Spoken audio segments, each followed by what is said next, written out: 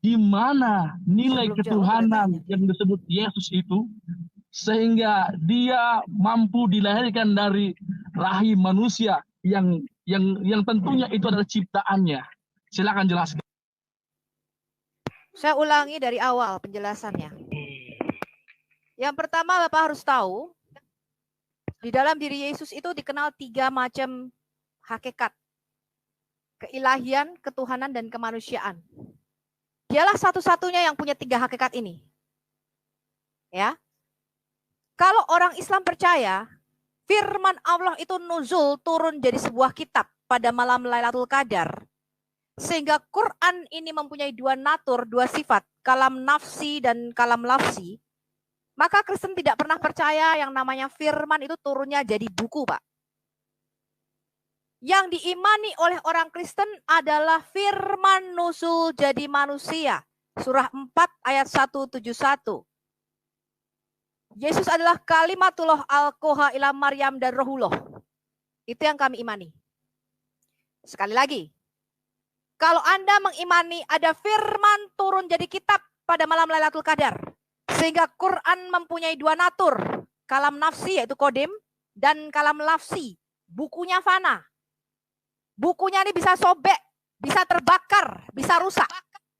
Tapi Anda percaya bahwa Quran sebagai kalamullah itu kekal. Kodim, ada di Lauhul Mahfuz.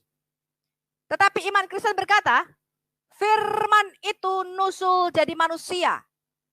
Pada mulanya adalah firman. Firman itu ada di dalam diri Allah.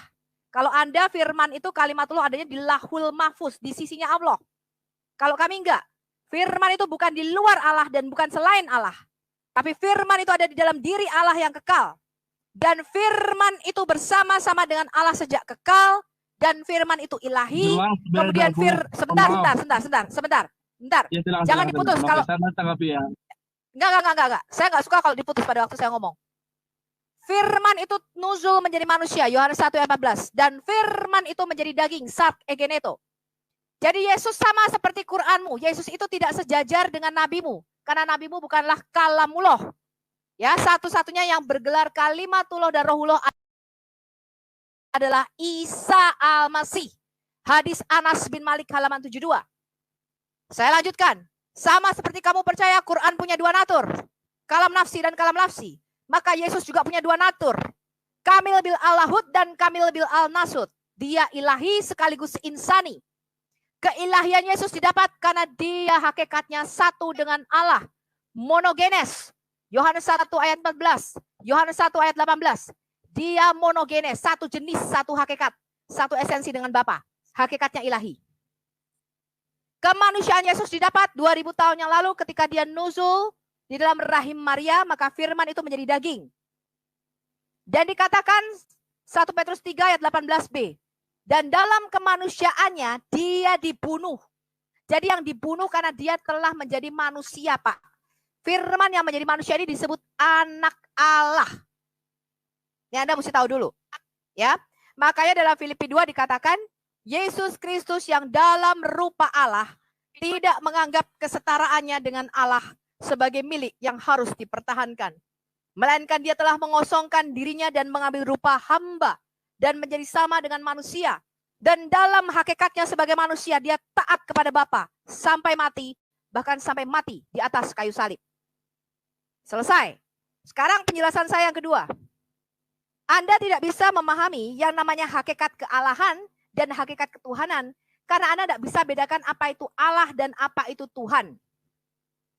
Di dalam pikiran Anda, kalau Yesus itu Tuhan, berarti Yesus itu Allah, Allah itu ya Allah subhanahu. Anda tidak mengetahui mengapa Allah harus menjadi manusia karena Anda kehilangan kitab Taurat. Saya kasih Anda. Kejadian 1 ayat 26 sampai dengan 28. Itu yang dinamakan the original plan of God. Yaitu rencana awal Allah untuk Adam, untuk manusia. Apa rencana awal Allah untuk Adam? Ketika Tuhan menciptakan manusia, berfirmanlah Allah, marilah kita menjadikan manusia menurut patung selem gambar kita. Menciptakan manusia, berfirmanlah Allah, marilah kita menjadikan manusia menurut patung selem gambar kita. gambar dan rupa kita, Selem dan Demut, in our likeness. Biarlah mereka berkuasa, kata Tuhan. Kata biarlah mereka berkuasa atas seluruh burung-burung di udara, ikan di air, dan seluruh binatang melata, serta semua binatang di muka bumi, dan atas seluruh bumi. Kata let them have dominion, biarlah mereka berkuasa. Ini artinya biarlah Adam mempunyai daerah kekuasaan atas kerajaan di bumi. Tuhan memberikan Adam satu kerajaan yang namanya kerajaan dunia. Jadi di dalam Kejadian 1 ayat 26 sampai dengan 28, Tuhan itu menjadikan Adam sebagai Kyrios, sebagai Tuhan, sebagai imam, dan sebagai raja atas seluruh bumi. Ini berbeda dengan Allah di dalam Quranmu. Di dalam Quranmu, the original plan of God atau rencana Allah untuk Adam adalah tidaklah kami menjadikan manusia dan jin kecuali untuk menyembahku. Saya bayar Bapak 1 miliar kalau Bapak pernah ketemu ayat di dalam Alkitab kami, bahwa ketika Allah menjadikan Adam, dia berfirman, tidaklah aku menjadikan Adam dan jin kecuali untuk menyembahku. Ingat ya. Makanya ingat ketika saya ya, tanya, sebentar. Ada 4 ayat di dalam Quranmu. Ya, ada 4 ayat di dalam Quranmu. Saya bacakan, Quran 2 ayat 34, Quran 17 ayat 61, Quran 18 ayat 50, Quran 20 ayat 116. Ketika Allahmu, kami, Allah itu kan kami, berfirman ketika dia menjadikan Adam, dia berfirman kepada para malaikat, sujudlah kamu semua menyembah kepada Adam. Anda tidak tahu artinya, Pak. Pada 4 kali tercatat di dalam Quranmu, itu penting. Di dalam Alkitab kami, kalau Tuhan bicara sekali, itu penting. Tuhan bicara 2 kali, sangat penting. Tuhan bicara 3 kali, extremely penting. Tuhan bicara sampai 4 kali ketika dia menciptakan Adam. Allahmu yang kami ini berfirman kepada para malaikat, intinya sujudlah biar kamu. saya tanggapi. Intinya biar saya tanggapi. Jangan nyelak, Pak. Ya, kamu tidak akan pernah tahu jawabannya, karena jawabannya ada di dalam Alkitab. Oh, saya jawab kamu. Ada jawabannya yang tadi. Saya tantang kamu. Saya tantang kamu kalau kamu tahu jawabannya. Di dalam Alkitab dikatakan, Ibrani 1 ayat 6, ketika dia membawa anaknya yang sulung ke dalam dunia, ketika firman itu menjadi manusia, ketika Yesus itu menjadi Adam yang kedua, maka Allah berfirman, seluruh malaikat, seluruh Allah yang ada di langit sujud menyembah kepada Yesus sebagai Adam yang kedua. Ibrani 1 ayat 6, ini sama dengan Ulangan 32 ayat 43 versi Septuaginta. Ketika dia membawa anaknya yang sulung ke dalam dunia, maka semua malaikat harus sujud menyembah Yesus sebagai Adam yang kedua. Karena Yesus itu menjadi Adam, menjadi manusia, penguasa atas seluruh kerajaan Adam, untuk merebut kembali kerajaan dunia ini yang sudah diserahkan oleh Adam yang pertama kepada kerajaan penguasa angkasa. Iya. Oke, sekarang saya tanya, mengapa ketika Allah mau menciptakan Adam, dia berfirman para malaikat harus sujud menyembah kepada Adam?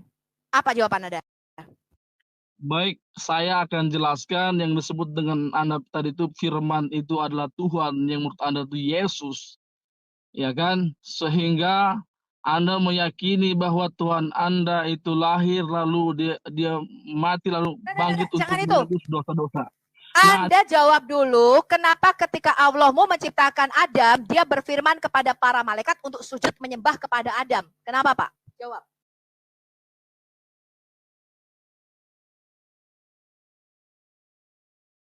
Saya tantang Anda, Pak. Tadi Anda mengatakan, oh ada jawabannya, Bu Sofi.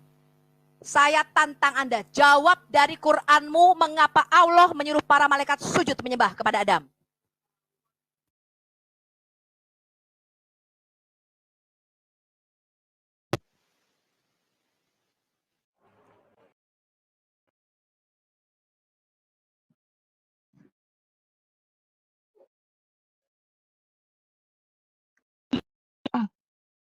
Tuhan Anda sesungguhnya adalah termasuk Tuhan Anda sebenarnya adalah Allah, bukan Allah yang dimaksud dengan Yesus Kristus. Itu yang berbicara itu di Alkitab. Nah, pertanyaan Anda tadi, kenapa Nabi Adam tidak sujud kepada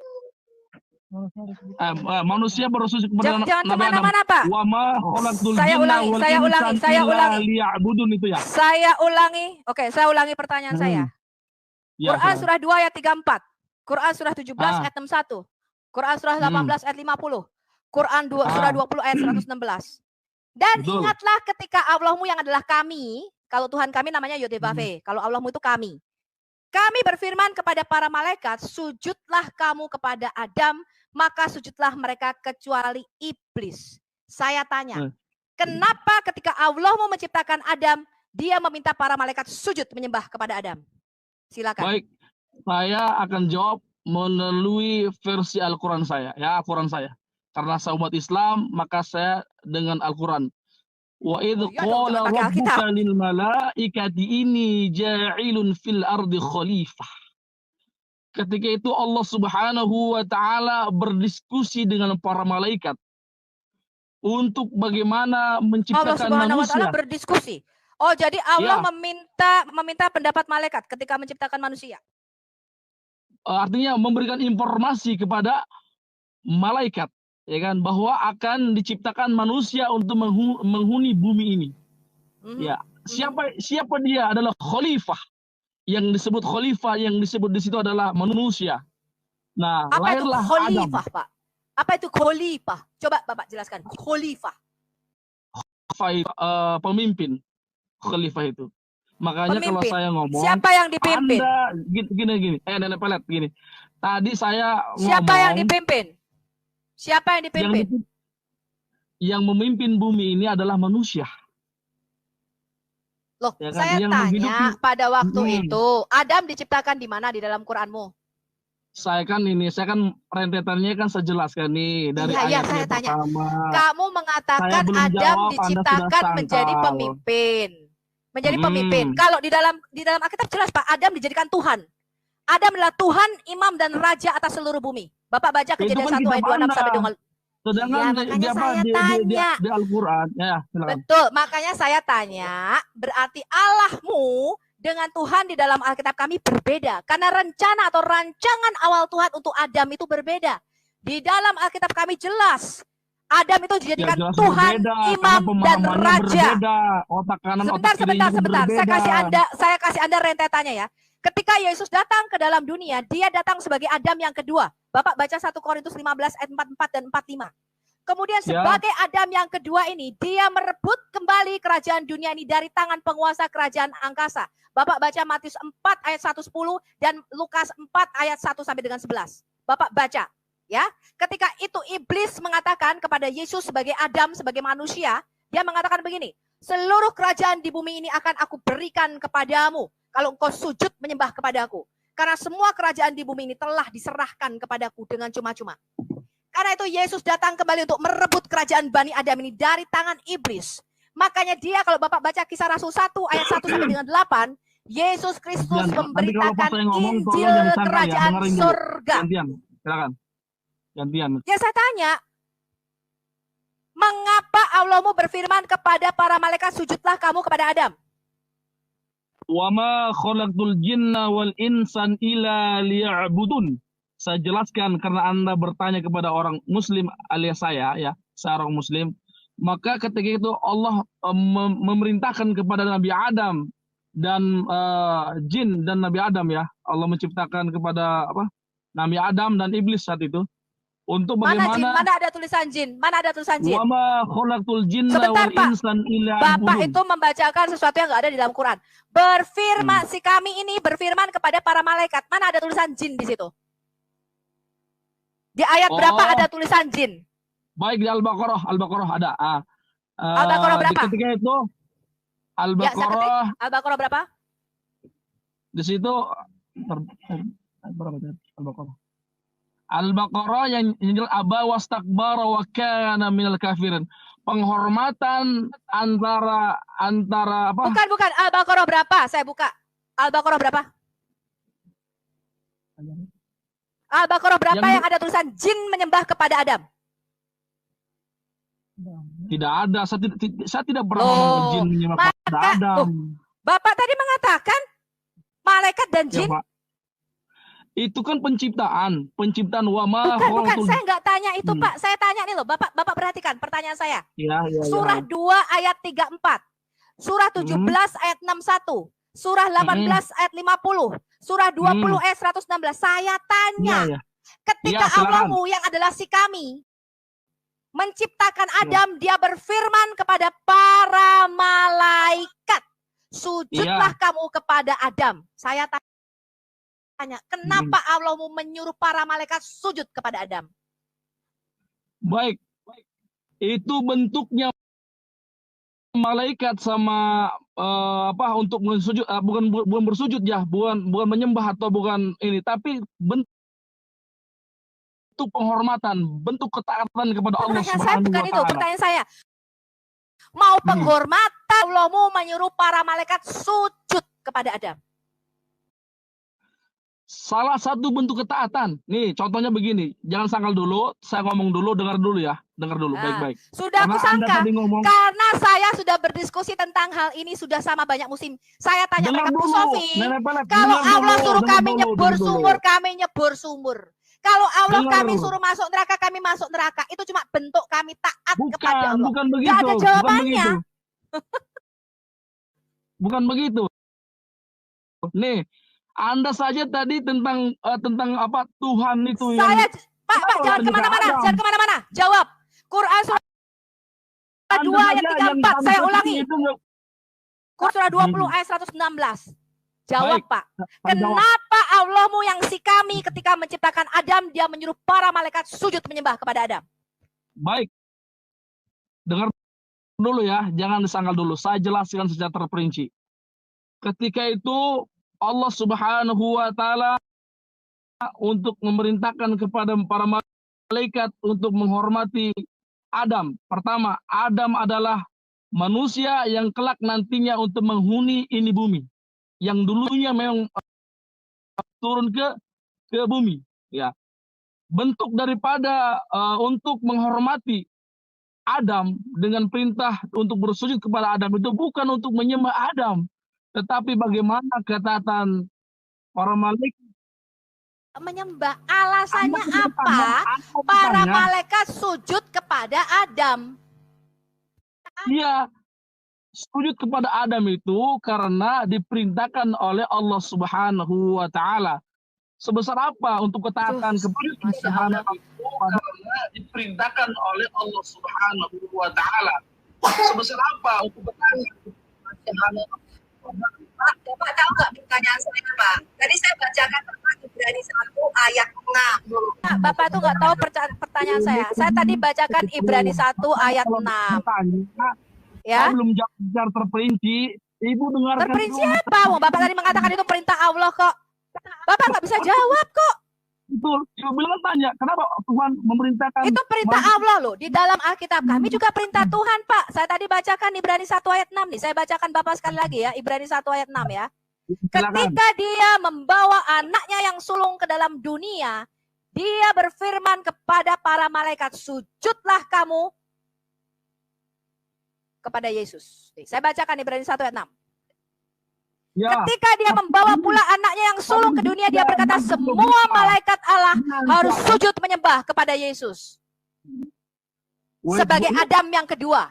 Kami punya jawabannya. Saya tanya sekali lagi. Kenapa di dalam Quranmu, Allahmu menyuruh para malaikat sujud menyembah kepada Adam? Aba wastakbara wa kana minal kafirin. Dan ingatlah ketika kami berfirman kepada para malaikat, sujudlah kamu kepada Adam. Ya itu pertanyaan saya, kenapa Pak? Bapak nggak usah ngulangi, Bapak nggak usah ngulangi ayat yang saya bacakan. Pertanyaan saya, kenapa? Yang dimaksud ini adalah bagaimana dia taat kepada Allah Subhanahu wa Ta'ala. Lantaran bagaimana Nabi Adam ini adalah makhluk Allah Subhanahu wa Ta'ala, diciptakan untuk memimpin ini dunia, ini bumi, sehingga bagaimana ketaatannya malaikat ini untuk diperintahkan oleh Allah Subhanahu wa Ta'ala untuk menghormati Nabi Adam tersebut karena khalifah atau pemimpin untuk di muka bumi ini. Yang saya Loh, tadi kalau dia pemimpin di bumi, kenapa para malaikat yang harus sujud menyembah kepada Adam? dengan firman Anda. Enggak, saya tanya dulu. Nih Anda nggak ngerti-ngerti ya. Makanya Anda itu pertanyaannya kenapa Tuhan jadi manusia? Lah karena Anda itu kehilangan rencana awal Allah untuk Adam. Ya kan? Namun Anda samakan dengan bagaimana nuzulnya wahyu segala macam itu. Oh iya. Karena Yesus Kristus adalah kalimatullah alqaha ila Maryam. Bukan makhluk. Sedangkan yang Anda maksud, firman yang Anda maksud ini masuk ke dalam rahimnya Maryam, Bunda Maryam itu adalah makhluk. Loh, sama kan seperti Quranmu punya dua natur. Kalam nafsi yang kodim, itu goir makhluk. Nalar pintar, nalar cerdas. Masa Tuhan masuk dalam rahimnya. Mungkin izin Bu Sofi, izin Pak ya. Iya, dia nggak ngerti Islam kayaknya ya. Ini masih kurang cerdas sih. Saya mau tanya yang Ustadz aja deh yang tahu tentang Islam. Dia nggak tahu loh. Dia nggak tahu bahwa Quran ini punya dua. Aduh, tadi si Ajis ya. Gini. Sebentar. Waktu masing-masing kasih waktu untuk menjelaskan. Ketika dia nggak tahu bahwa Quran itu punya dua natur. Tidak. Ya, jadi pengetahuannya kurang dalam. Cari aja yang lebih pintar dari Bapak ini. Bapak tidak menjawab ya tadi apa yang ditanyakan.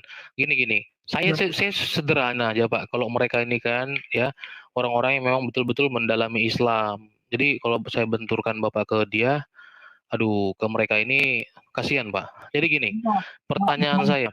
Gini Pak ya, pertanyaan saya gini. Ya. Saya besar dengan mengkaji Al-Quran. Ya. Oke. Kita lihat Pak, kita lihat. Ya, oke. Tolong didengar secara cermat dan baik, begitu loh. Oke. Suara Bapak juga mendep-mendep Pak. Kurang bisa jelas kita tangkap. Gini Pak. Suara saya kedengaran ya? Ya, silakan.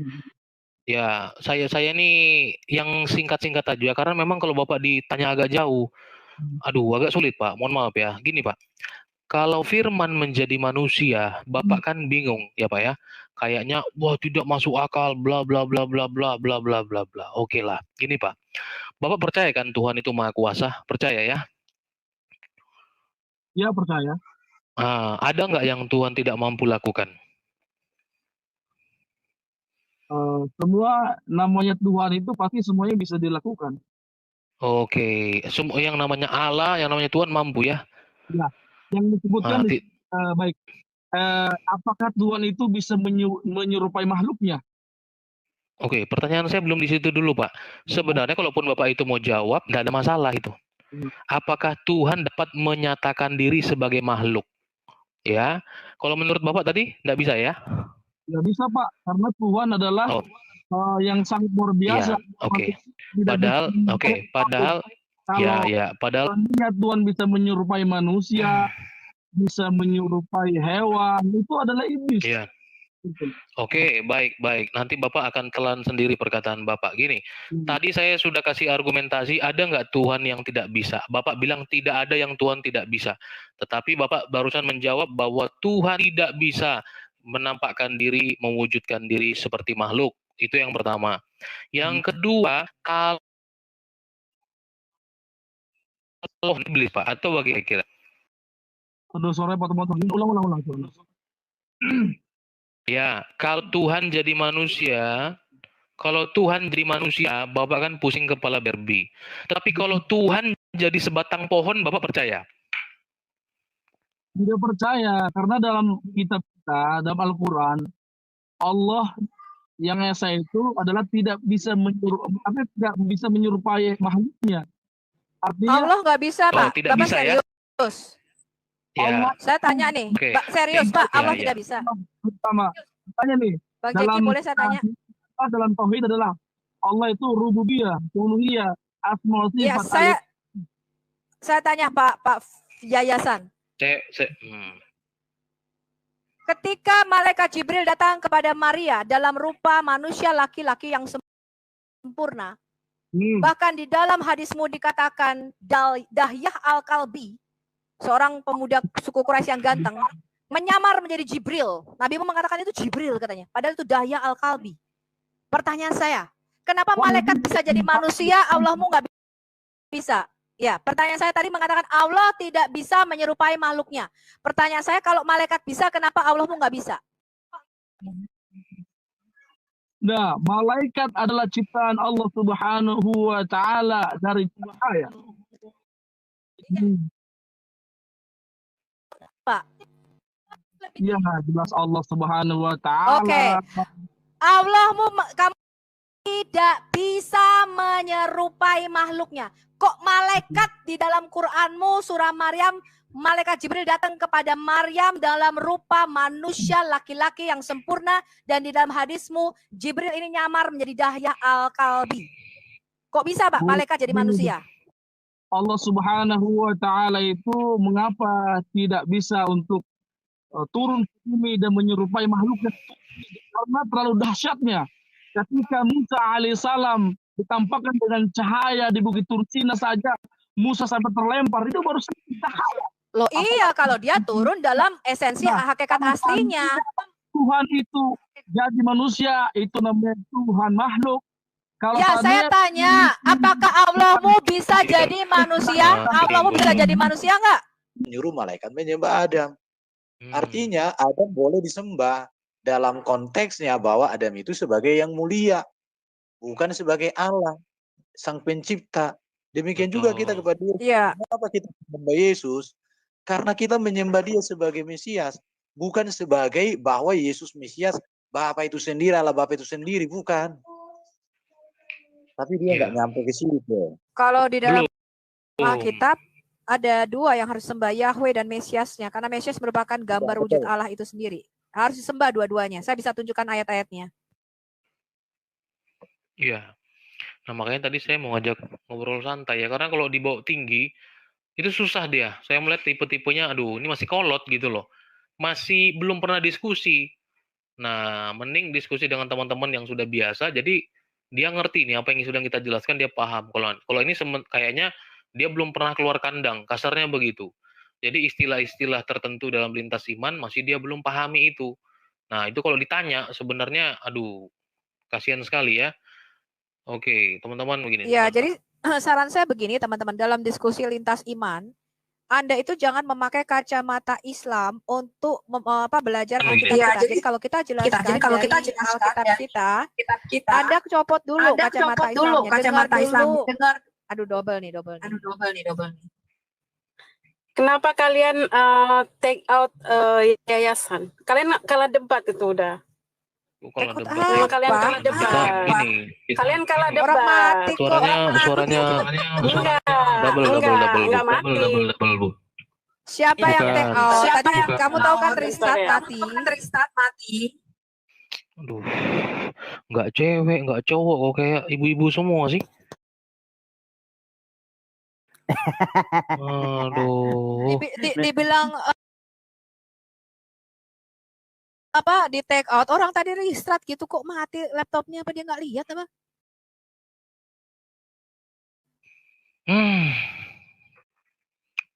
Aneh ya. Bu Rita, kalau panas berteduh di kulkas, Bu. Shalom. Ya, Kak Felicia masuk lagi. Tadi terlempar itu Kak Felicia, kenapa itu? Yang tadi pagi ya, Kak. Wah, saya dari pagi ya? Iya. Perasaan saya baru... Oh, tadi pagi ya? Oh iya. Ya ampun. Saya udah di tahun berapa ini? Oke. Silakan Felicia. Kalau Kak, aku pengen nanya, kok di Alkitab ada Allah ya, Kak? Kenapa tuh ya? Sedangkan Allah itu kan kepunyaannya tetap belah, Mas. Nah, kamu bertanya di tempat yang tepat. Nah, Oke, jadi pertanyaannya sudah selesai, dilanjutin dulu, silakan. Sedangkan di Israel, Tuhan itu kan Elohim Yeshua HaMashiach, atau Elohim Yahweh.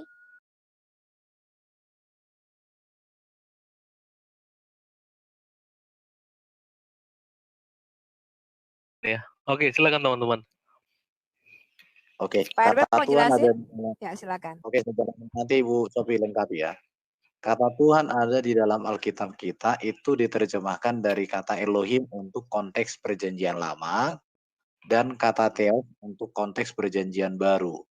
Tetapi kata Allah itu bukan nama, tapi itu adalah gelar atau panggilan kepada Sang Pencipta dari kata Theos ya. Mengapa orang Kristen memakai kata Allah? Dalam catatan sejarah, orang Kristen sudah ada di tanah Arab sebelum agama Islam atau sebelum Quran diturunkan atau sebelum Muhammad lahir. Dan orang Kristen yang ada di Arab itu, orang Kristen yang ada di Arab itu berbahasa Arab. Dan ada salah satu manuskrip Al-Jabbat ya, itu tahun 512 itu sudah memakai bahasa Arab, itu buku liturgi gereja. Memakai bahasa Arab dan di situ ada kata Al-Ilah atau Allah.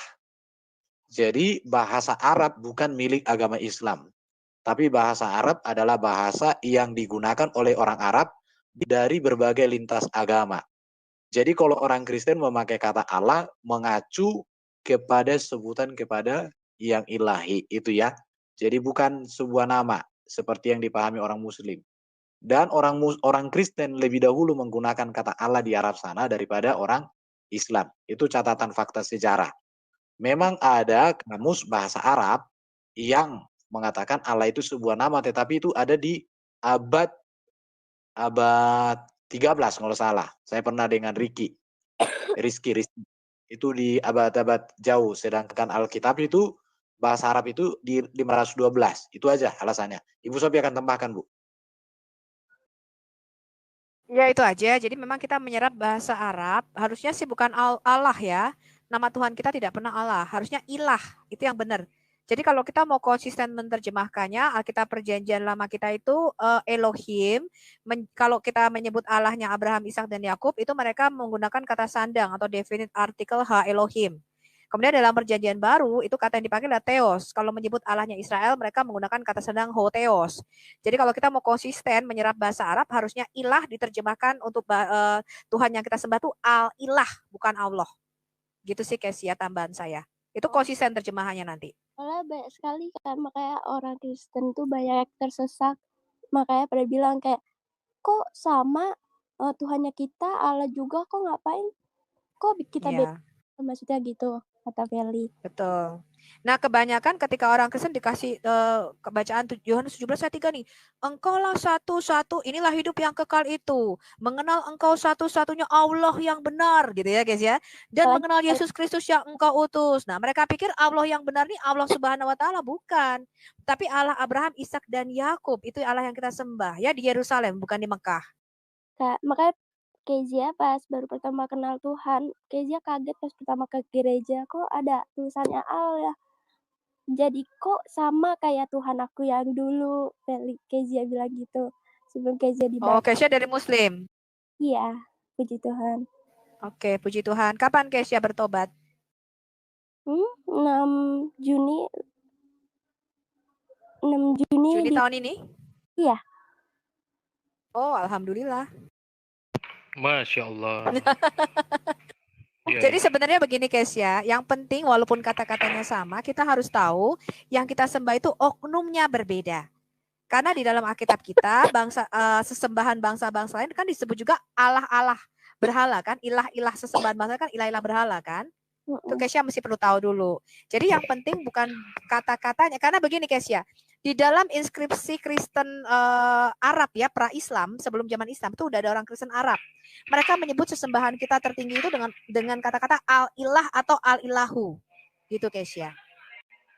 Oh, untungnya Kezia juga yang ngizinin Kezia juga, tapi dia maksudnya beda ya, maksudnya kayak dia udah nggak pakai al, makanya Kezia dikenalin kitab suci juga yang terjemahan langsung dari Israel yang nggak ada kata al. Nah dari situ kali. Iya. Cuma memang kalau saya boleh sedikit kritik, terjemahan lain memang tidak konsisten ya. Jadi ada Tuhan besar, Tuhannya T-nya besar satu, nanti Allahnya besar semua, Allah A-nya besar saja, itu agak nggak konsisten. Harusnya kalau kita mau konsisten ya Elohim jadi ilah gitu, Ha Elohim jadi al-ilah. Nah, itu kalau mau konsisten. Iya. Itu saja sih Kak. Baik Kesia. Gitu. Ada lagi yang mau ditanyakan?